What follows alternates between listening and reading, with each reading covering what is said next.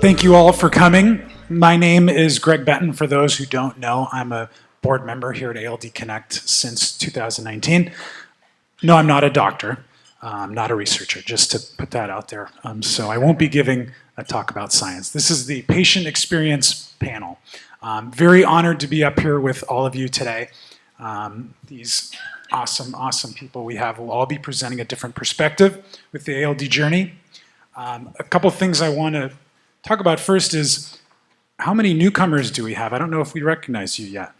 Any newcomers, first time? Can we give a round of applause for the newcomers?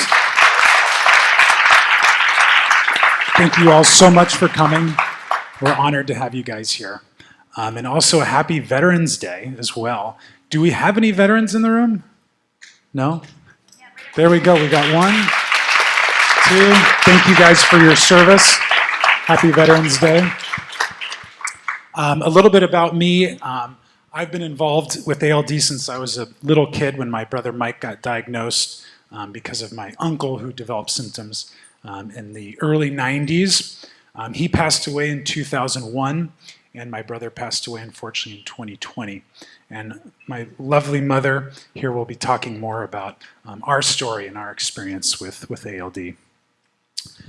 This is my second time getting to moderate this awesome panel, so I must be really good at it, I'm assuming. Right, Kathleen? So thank you. Okay, without further ado, I'm going to go in order of how you guys are sitting, if that's okay. All right, awesome. So first we have Ken Diefenbaugh.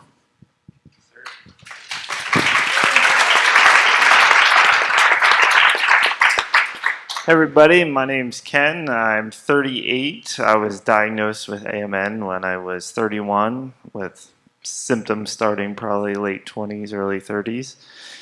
I'm the youngest of 3 brothers. We all won the ALD lottery because we all had the gene defect. I don't know if that's anything to brag about, but hey, we're winners. But yeah, and I also had an uncle as well who passed away when he was 37 with cerebral ALD, which was misdiagnosed as early Alzheimer's at the time, and they didn't technically know until on his death certificate it was deemed that it was ALD. And then my oldest brother, he unfortunately progressed to cerebral ALD and passed away at 39 right before his 40th birthday. So yeah, it's a lot to take in, especially probably at the beginning of my journey to see all this. And I had a team of local doctors who had no idea what ALD was, and they were Googling it. And sadly, my neurologist left me with the diagnosis, and yeah, it felt like basically you're going to die, and that's not. And if you read an ALD textbook, yeah, I mean, there's that 1 in 3 chance of cerebral ALD, and it just leaves you haunted. And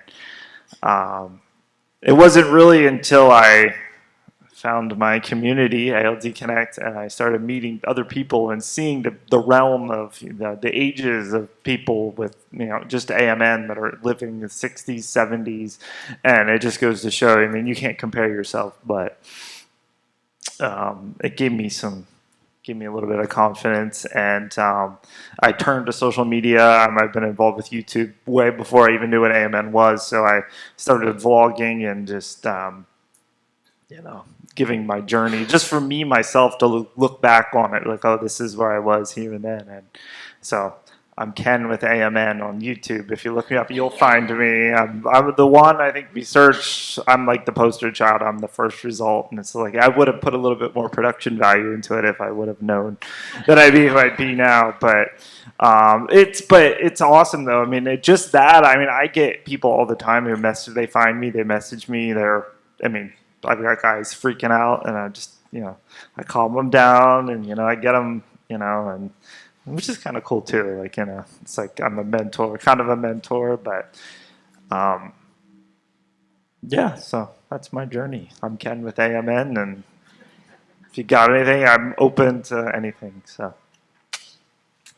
Thank you so much, Ken. And our next speaker is Sophia Rowland. I have a slide too, just because I have a baby, so I have to show pictures of him, obviously. But yeah, while that loads, I'm Sophia. My husband, who will be pictured in a moment, is Edison, and our son Eucerian was picked up on the California newborn screen. Before I get into it, I just want to state for the record that Eucerian is named for our favorite novel, Catch-22, is the main character, John Eucerian, which is a novel about a man trying to survive a broken system. It felt a little ironic for the name. But yeah, even though this has been a really difficult year for the diagnosis, it's also been a really wonderful and the best year. Once Edison and I had time to process the diagnosis and understand it better, and maybe even like grieve a little bit for the simpler life we thought we would have, we've been able to meet the challenges of this first year. So, yeah, of course, the diagnosis was a terrible shock. We'd never heard of adrenoleukodystrophy. I wasn't even really sure what the California newborn screen was or why I should care that our results had come in so late. But after what was a terrible initiation into ALD via Google, I fell into the hands of ALD Connect, and they put us in touch with Dr. Van Haren, our neurologist, who wrote us a very kind email. He said that boys caught off the newborn screen who are monitored regularly through MRIs and blood work have generally excellent outcomes. And that was the first time I felt like I could take a breath of air and really breathe again. They also put us in touch with monthly newborn screen calls where we met Kathleen, Suzanne, and Tara. And that was like meeting the Jedi Council of newborn screen moms. And they're so full of knowledge and assurance. And the ALD Facebook groups answered all of my questions, from the most serious to, is it okay from a neurological perspective that he keeps launching himself headfirst into the crib railings? I thought I would spare Dr. Van Haren that my chart message. So yeah, it's just been really wonderful. I don't know what I would do without everyone in this community. I'm very grateful. So genetic testing began, and I was confirmed, I think unsurprisingly to everyone here, but surprisingly to me, that I was the carrier of this. I'm an only child, and we tested my two parents. My mother, who's pictured in the bottom left, also is a carrier of the mutation. We tested her two brothers, and fortunately they were negative, but that left us kind of confused. My grandparents are no longer with us. I do suspect that my grandmother might have been the carrier. She was wheelchair-bound in early middle age, as was her sister. But we are a big Latino family. She's originally, was from El Salvador, and it's been tough getting extended family members tested. So far, it's just my mother, Eucerian, and I who have done this. Just a couple of complaints. Genetic testing was really difficult for my family. We're from Los Angeles. This is a big medical hub, but it took months to get test results and appointments. And so my son is heckling me from behind. I finally broke away from the geneticist that we had been assigned and started sending family through a different company altogether. But in our experience across the board, every geneticist that we met with has struggled to understand the Punnett square aspect of how ALD is passed on, which is ridiculous because there's an image on Google and I understand it, and I went to art school, so I feel like, and again, some more than others, but it wasn't just the geneticists, it was really any medical professional, with the exception of our specialists, have struggled to kind of grasp ALD. Sometimes they are willing to admit this and are open to learning, but other times they have just bulldozed through and given us, confidently, like without hesitation, the wrong information. And that's really alarming as a newborn screen parent. You don't want to know more than the medical professional you're meeting with when all of your information comes from Google. So, yeah. In the in the left corner, these are Eucerian's STIM tests. He's looking very cheeky in all of them. He always had off ACTH levels, but they started going up, and he did fail his last SIM test, so we've been given the injection of Solu-Cortef medication, and while we're so glad to have this, it's a little bit daunting to give this medication as a new parent. I was a teacher for many years. I know how to use an EpiPen. It's very straightforward, but the Solu-Cortef medication is a little overwhelming. You have to, the instructions I was given was to pop the cap and carefully stir it while my child is having an adrenal crisis. So if anyone wants to come up with a better apparatus, that'd be awesome. So yeah, when the diagnosis first happened, I think we were praying that this would just go away. But we've come to realize that the newborn screen is a miracle. A little emotional about it. Without it, Eucerian could have gone to an adrenal crisis, and we would have had no idea what that was. But with it, we have the medication, we can stress dose an illness, and of course, we can monitor every year with MRIs. So we're just very grateful for the newborn screen. But I'd say that it doesn't really take away the hardship of the diagnosis. I hope other newborn screen parents become advocates, for advancements in treatments across all phenotypes. I want him to have a healthy future as an adult, not just as a baby. I'd like to see more treatments for AMN, more treatments for symptomatic women, healthcare coverage for reproductive options, and of course anything for halting cerebral disease at all ages. So yeah, Eucerian is in the back. He's having a bottle, and he turns 11 months old tomorrow.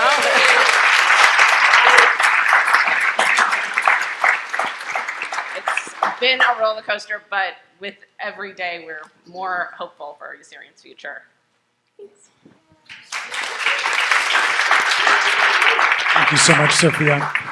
We will have time at the end for questions, so please hold all your questions till the end, and if you're online, drop them in that chat. Next, we have Karen Harrison, who's coming all the way from England. So, Karen. Thanks, Greg. Can I just say how wonderful it is to be here and to be back in person and seeing all you wonderful people. So I'm here with two hats on. My first hat is as an ALD mum. I had identical twin sons, were born in 1996. Very long time ago. I know I don't look old enough, but, all was fine until they were 6.5. So they met all their milestones. They had no signs of adrenal problems. Absolutely, perfectly fine. We went on holiday, and Alexander appeared to not be able to find his bedroom. And this was a family villa that we'd been going to for years and years. We thought he was joking because he was the naughty one of the two. As the two sort of fortnight went past, we realised that he was behaving very, very differently. So returned to the UK, went to our general practitioner, was told that 6-year-old boys often ignore their parents, and basically made to feel like a paranoid mum. Subsequently, cutting a very long story short, we ended up in a neurologist's office on a Friday afternoon, where he had a look at Alexander, kept asking me if I was okay. I was fine. I was 40 weeks pregnant with our third child, but apart from being heavily pregnant, I was fine. He left the room and he came back in and he said to my husband and I think I know what's wrong with your son. The relief we felt in that moment was immense, because eventually someone knew what was wrong with him. We didn't know what we were going to be told. It was the first time we heard the word adrenal leukodystrophy. We were told that there was nothing could be done for him and to take him home and love him. We were then explained to us that because they were identical twins, it was more than likely that Cameron also had ALD, although at this point he was completely asymptomatic. So the next 4 weeks went by in a blur. 2 weeks after Alexander was diagnosed, I gave birth to our third son, Glenn. And of course, we'd by then just about realised that actually he could have ALD as well. So in what should have been such a wonderful time, Actually, it wasn't. Our world was just collapsing bit by bit, brick by brick. Cameron was diagnosed exactly a month after Alexander, but he had a chance. His LES score was 8, and he was showing no symptoms at all. So he was rushed to transplant within 4 weeks. Okay, doctors, 4 weeks. By Professor Colin Stewart in Bristol, who's our leading expert. I'm sadly retired now, but he was the man to see. My husband was his donor because there wasn't enough time to find an unrelated donor. Unfortunately, Cameron rejected the first transplant, so we had to go for a second transplant. That was a bit of a nightmare as well, in that we'd found an unrelated donor who lived half an hour's drive away. They came in and they donated their unit of blood for the further cross-matching, and then 2 days after Christmas, so you can see in the picture there, Cameron and I having Christmas dinner in hospital. I think I was enjoying it more than he was. But 2 days after Christmas, the donor withdrew and said that they would no longer donate their bone marrow. So we had to try again with my husband being a donor for the second time. We managed to make the transplant stick, and within 9 days, Cameron was out of isolation, which was great. Alexander continued to deteriorate at a rate of knots. There's a picture, if you look from the left, the second one in, where he's sitting on a chair. So he went from being the lad in the middle above 1996 to the picture directly to the left. Sadly, he died 18 months after his diagnosis. Cameron, very sadly, has continued to deteriorate. Unfortunately, the transplant was just too late. Although I have to say, he's 26, he has the most amazing laugh. There are some people in this room who have met Cameron over in the UK. And yeah, he's a very, very happy young man. And he loves drinking beer. So there's a certain doctor here who I'm sure would love to drink beer with him.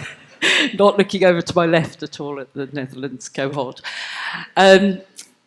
So that's my story with ALD. My father, actually, we suspect, died of cerebral ALD when I was 10. He had Addison's disease but wasn't diagnosed. I have a male cousin who has AMN, and I have 2 female cousins who are both carriers and have daughters who, in the UK, were not allowed to test for carriership until the age of 16. So they're too young to be tested. So with all this that happened to me, Professor Colin Stewart often used to phone me and say, Karen, can you speak to this mum? I've just diagnosed another ALD patient.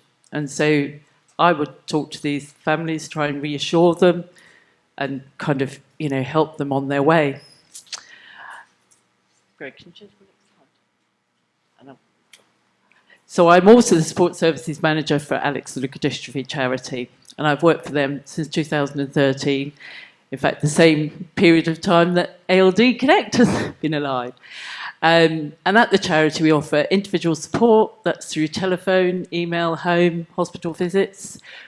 We offer an advocacy service to ensure that people have the correct care, see the correct physicians, etc. We work with specialists from all over the world. Newborn screening, which is very difficult in the UK, and we've had it turned down twice now in the last 6 years, but we will keep going. And we also, of course, the most important thing, put people together for peer support. So thank you for listening. Thank you, Karen. And last but not least, we have my incredibly amazing mother, Patty Chapman. Uh-oh, nothing about putting pressure on me, for heaven's sakes.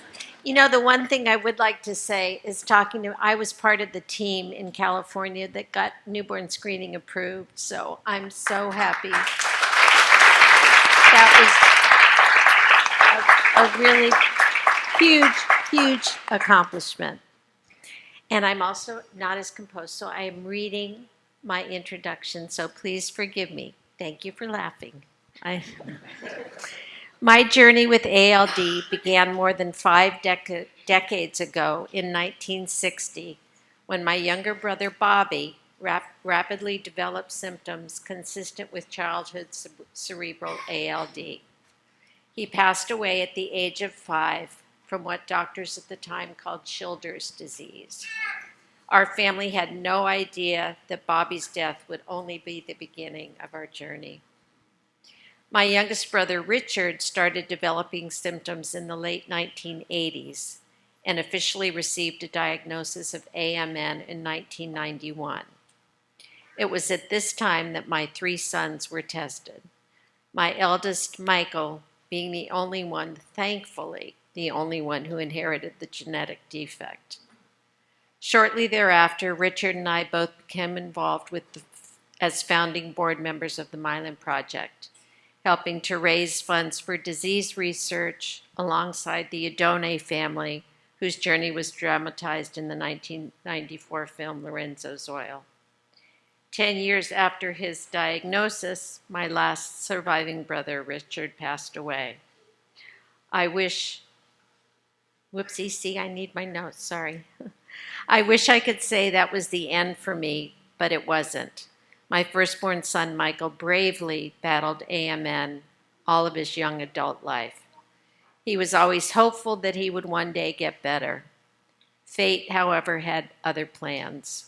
On February 25th, 2020, Michael lost his battle with AMN at the age of 40. Although this disease has run its genetic course in my family, my work here isn't done. After serving on the board of directors for 20 years and later as president for 10, the Myelin Project merged with ALD Connect. Yes. Where I have had the honor to serve on its board since 2019. As you can likely see, I have developed symptoms that have not robbed me of my mobility and therefore also my independence, which SUCKS. As much as I despise every part of this disease and what it's done to my family, I love that it has brought me to all of you today. Such an incredibly inspiring community of resilient patients, supportive families, researchers, clinicians, and doctors. Thank you for listening to my story. I'm honored to be here with you today, all you very brave warriors. Thank you. Thank you, Mom. Great job. And with that, we will open it up to questions from the audience or questions online. Do we have any questions online? No questions yet? Okay, I have some I can ask. Or I'm going to call on somebody to ask a question. You don't want that. So we have, oh yes, Kathleen. Hi, I'm Kathleen, longtime fan. This goes to the entire panel. Is there anything that you wish had been available, like barring a cure, is there anything that you wish had been available or had been a support that you needed that you didn't find when you were first diagnosed? And is there anything that the ALD Connect community and everyone here in this room can do to help ease that for someone else coming behind you? Shall I go first? Go for it. So, yeah, your peer mentoring sort of scheme is so, so important. When my boys were diagnosed, no one had heard of ALD. There was no one out there to turn to. Didn't even have Google. I mean, thank goodness we didn't have Google. I'm actually really pleased we didn't. But there was no support at all. My husband's sister-in-law managed to find a very small kind of piece in a medical book in a library. So she actually physically went to a library. It seems crazy. It was only 26 years ago. But, yeah, definitely, you can all be advocates. You can all befriend people. And it's hard. It's difficult. But just knowing that someone knows the disease. You don't have to start by saying, I've got adrenal leukodystrophy, and that's just, I think that's the main important thing. And newborn screening for the UK, but that's another one. It's the peer mentor program was just incredible for us. My wonderful mentor Sydney is right there, and for Edison too, we each reached out to ALD Connect, and we were provided with 2 mentors who are our soulmates. It's fine, but it's to know that we can just call someone and go, "This is happening," is just incredible. I don't know what we would do without that, because you can be really lost in all the medical stuff. Yeah. Not much to add to that, but I agree. Yeah, peer mentor. I mean, because again, just Google is horrible, and yeah, just having somebody else to talk to that can give you a better realm of things and understand that it's not all doom and gloom, and we can pretty much live a normal life, and yeah. I just would say, as complicated as listening to the scientists talk this morning, I appreciate Joan bringing up the point that never stop asking questions. It's so important that you understand what's going on. So never stop asking questions, even if you don't understand it. Sometimes Greg has to tell me things 8 or 10 times. Mom, I've told you that before. Why do I have to tell you again? It's okay to ask. And there are no stupid questions. We have another question back here. The famous Taylor King. Hi, my question's for Ken. Ken, I know you have a pretty big following on YouTube, so I was hoping you could talk a little bit more about how you use social media to raise awareness of ALD and AMN. Yeah, totally. Again, I had an audience. I mean, I started my channel in 2013, and I'll put it out there. My name is I'm the Lotto King on YouTube, and again, it was just a thing. I could go on and on about that, but it was just a thing, and I developed a following of people on there related to that. And again, that was before AMN. I didn't even know what AMN was, and I mean, it just to kind of go back in my history too. Like I was blood tested, and they knew that I had it, but at the time, they looked at it as it's just a steroid, and my mom's like, oh, they're fine. So, and then that was it. And again, no one knew what AMN was. But going back to the YouTube, and then all these things I start telling my viewers, and then once I got diagnosed and I just started using it, I just made vlogs, just talking about this is my life, this is what's happening now, and I have people even to today that they don't do anything with my channel, but they have AMN, they have ALD, they come in and, they just kind of check on me and, and I check on them, I've met them there, and then we've branched out even to, Facebook.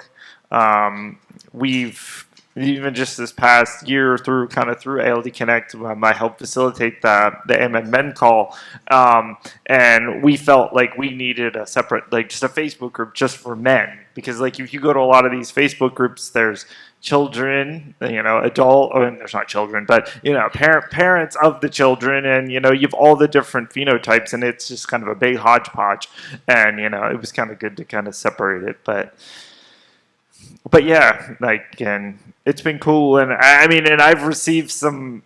My most memorable one is it was from manic parents that their son was actually diagnosed with cerebral ALD, and they hit me up, and it was and that was kind of a time when I wasn't as well versed into it also, but luckily through ALD Connect meeting up, I found another mom. I'm like, you need to go talk to this woman, but I helped, but they found me through YouTube, and it's kind of cool. It's cool.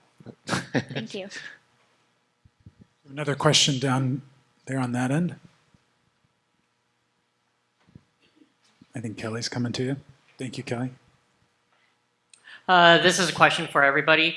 What is a unknown or unseen challenge that you face day to day that you want medical experts to be aware of and the community to be aware of?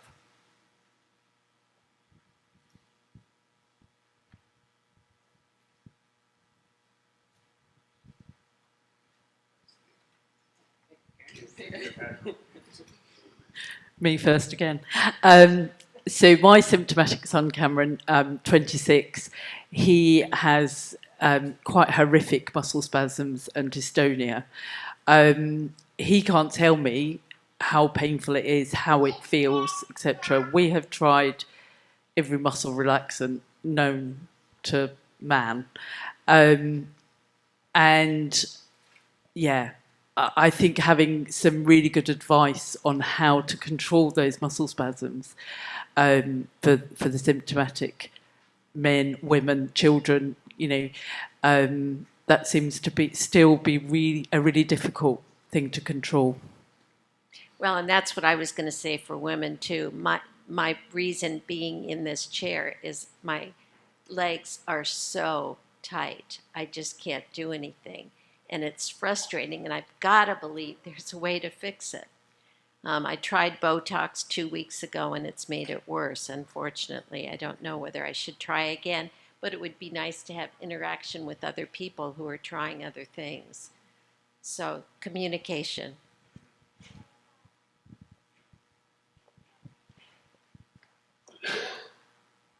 Okay, so again, I'm just a patient. So what I'm trying for that kind of thing, Patty, because I'm facing it increasingly in my legs, the tightness is getting very rough, and I just started baclofen, which I'm sure you know of.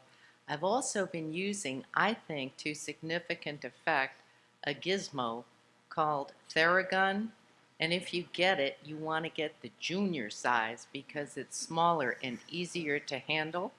But it's really a vibrator, essentially, that you can just run along the muscles in your leg and around the back of your hip, around your butt, and around your. I do it around my calf muscles and under my feet. And I don't know how it works, but I do think it's helpful. I've also been more recently doing very rough, to me, exercises on my glutes, which seem to have flown away or gone away. And by activating those, I think I then am able to use my leg muscles and hip flexors and stuff in a different and better way. So whatever it's worth, that's my contribution. Love all this participation. We do have one answer to Yes. another question, then we'll get to you after that, if that's okay. So just to follow up, to follow up John's question, I thought about it a little bit. For us, with the just being newly diagnosed with, trending towards adrenal insufficiency, I think all of the instructions that we've received from, we have 2 endocrinologists, we have a specialist at Stanford, and then we have one locally. And then there's instructions on how to give the medication on YouTube. None of them are the same. There's just slight variations. There was disagreements on needle sizes and things like that. So, because adrenal insufficiency is so common, but especially because it's life-threatening in a baby. Not everyone's child is diagnosed with adrenal insufficiency this young, but I think just a more clear guideline for that.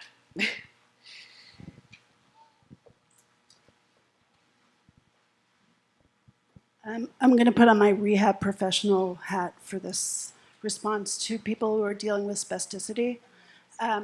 So in my work prior in neuro rehab with my stroke patients, I found it really helpful to have circumferential pressure. So I would make neoprene gloves to give pressure that was around the whole hand in that case, but I would imagine perhaps if you could, we could talk about it afterwards, but my wheels are turning on how to figure out a solution for you. And tightness around muscles helps relax them. And so it can help decrease spasticity or these muscle spasms that you're having. Another thing that is helpful is just deep pressure in the tendons, and I can talk to whoever afterwards. And then something else to consider is that core strengthening is really critical, because when your core is strong, then your extremities don't have to work so hard. So because you're having balance issues and all of these proprioception, your body doesn't quite know where it is in space and you're struggling, you are working on overdrive with your extremities. And when you strengthen your core, then you can lay off a little bit on the tension in your extremities, which often kicks off those spasms. That's it. A couple more questions first, Kelly. Yeah, thanks, Greg. So just a reminder, if anybody does have medical questions, we have several doctors in the room.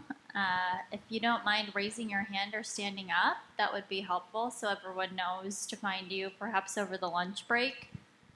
Dr. Eichler's over there, Dr. Van Haren. Don't be shy. Dr. Fatimi, Dr. Lund, Dr. Malak, Dr. Mussolino, everywhere. So feel free to find them if you have additional questions.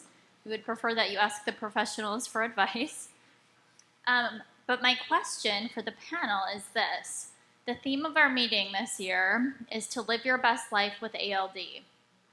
So in what ways do you do that? Great question. Take it away, Why have Karen. I been handed? Yeah, I'm a cup half full kind of girl, which is probably very, very good place to be.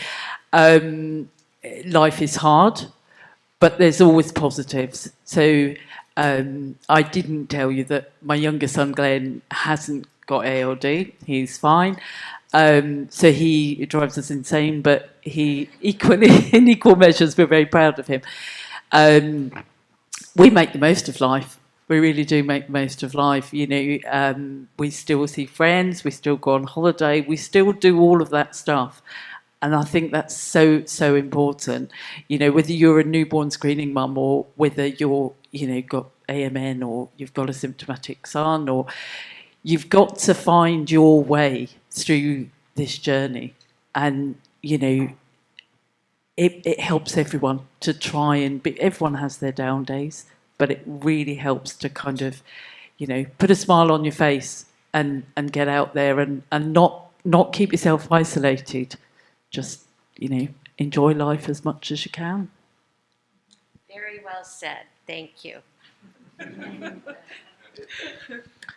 I guess to build on that too, you know, we now have to do bi-yearly MRIs, and we're traveling a little bit to see our specialist, Dr. Van Haren in Stanford. It's about 6 hours from Los Angeles. So, you know, those are excuses to have vacations that I think, you know, we might have put off otherwise.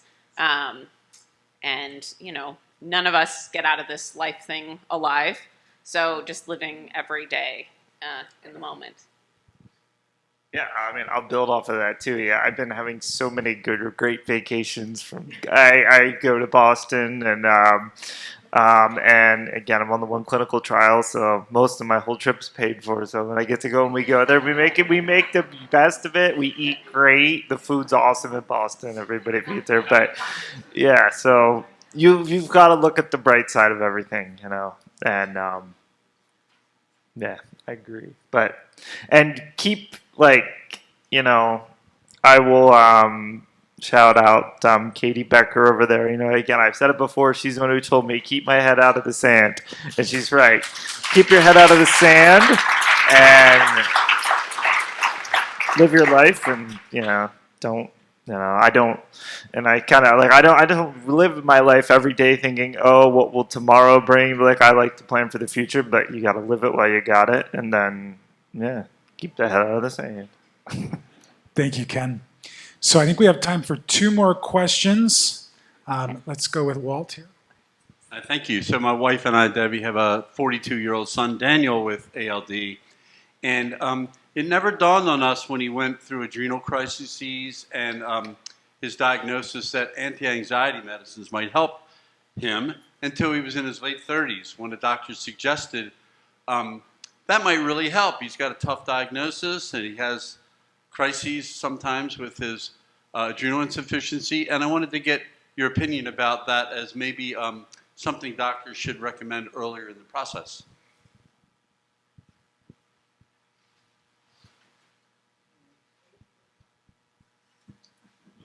Is the question Anyone- for the anyone? That's a patients? great question. Yeah. I know. Should I take it some anti-anxiety? Patty, would you like to? I know, I'll yeah. give this to Keith. Dr. Keith Van Haren would like to say. You know, I had a question that was going to kind of build on that. So, I see ALD families and patients with multiple sclerosis and other autoimmune diseases, and for some disorders we have great treatments for, and we have other things we can talk about during the visit, and that includes some of the ALD families. So I actually think that a great way to spend some of our time together with a doctor and then with each other is actually to talk a little bit about quality of life improvements and focus. I describe it as the medicines that I give you and the medicines you give yourself. And the medicines that people can give themselves are actually all the things that improve wellness and longevity, and they're getting enough sleep, eating a healthy diet, getting exercise, managing stress and anxiety. And if you are anxious or depressed, nothing else matters. And the same as with pain. If you're in pain, nothing else matters. It doesn't matter what other diagnoses you have in life. Those things have to come first.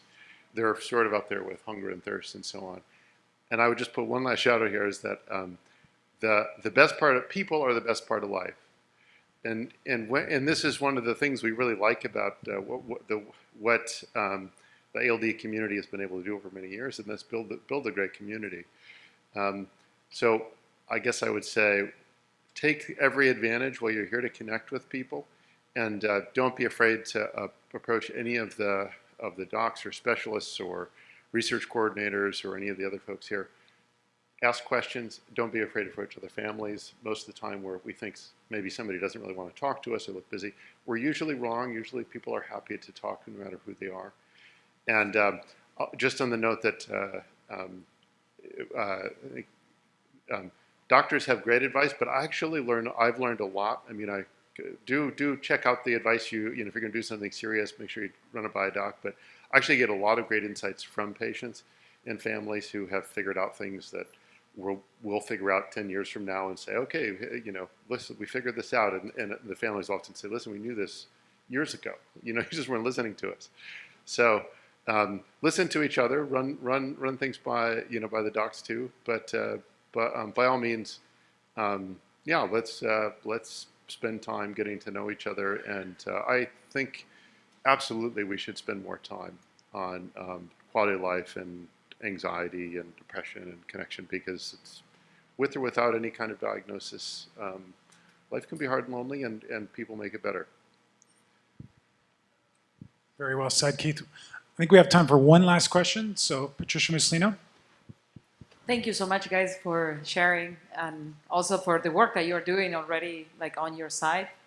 I had, so as a segue of what Keith is saying, I just want to let everybody know, the doctors that are in the room, we have a lot of training on acute treatments and follow-up of patients and the medications that we give, but we have very little training on true rehab. And I'm talking rehab, and it's not rehab, it's life.